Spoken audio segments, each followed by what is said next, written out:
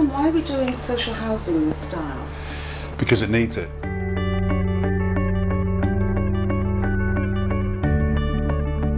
Great customer service, all sorts of, initiatives and innovations and so on. But the penny drops when you drive out, and our properties look exactly the same by and large as every other housing association, or not council but housing association. The reason for that is that all of the stuff is procured from the same place by people who are in maintenance or architects who work in social housing, and they have these blueprints which they roll out, and it's a bit like out of town shopping centres. You can go to the Trafford Centre, you could be in Omaha, Nebraska. If you go to any of the sort of snipe parks around Tameside, the McDonald's is exactly the same, BHS. It's all very cost-effective ways of trying to deal with solutions to retail or to housing.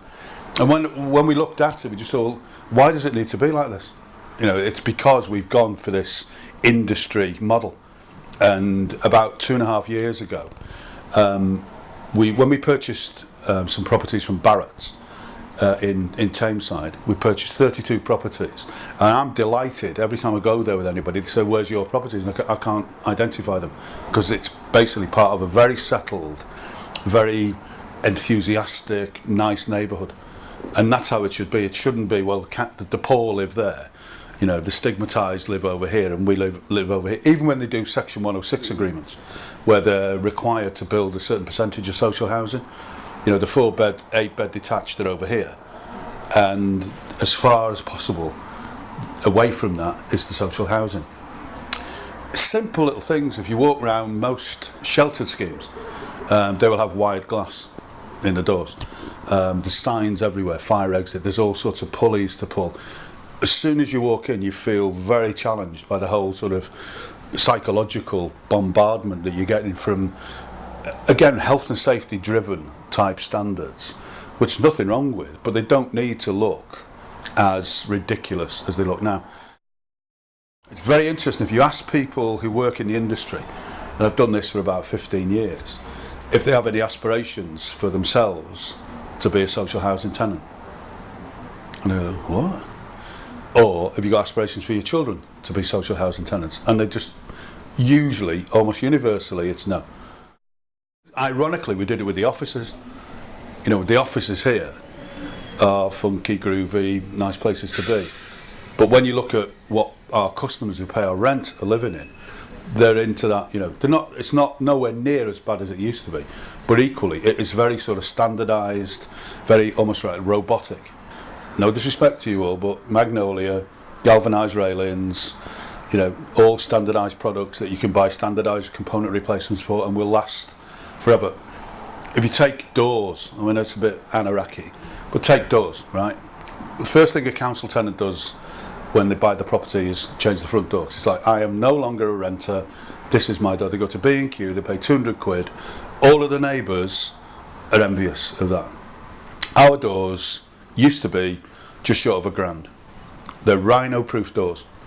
That's what it says on them. These are rhino-proof. Well, there aren't many rhinos in Manchester. There aren't in Knowsley Safari Park, but the kids will still get in if they want to. So, it's that. This is a secured by design. The police have accepted this door. We can now put our heads on our pillows and relax, and there's no issues. Actually, they look awful. They look one up from a bail hostel, or you sell into strange ways. We haven't built anything for a couple of years, and we're just about to do that. We're going to take the same sort of mental paradigm into building as we have done to the internal refurbishment. And the winning combination, I think, is having people with style, understanding, bit of savvy, bit of chic, with technical people who can actually do what you want. What most housing associations have is technical people who do what they want and give you what they want, which then goes to the customers.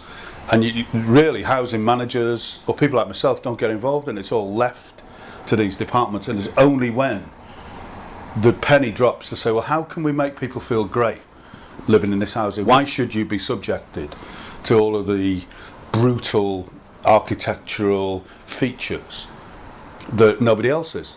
If you go to a tower block, there's about 25 signs downstairs which are really scary. There's skulls and crossbones, there's electrical, danger keep out, you're going to die. Dry riser. What's a dry riser? I know what it is now, but dry riser, keep out.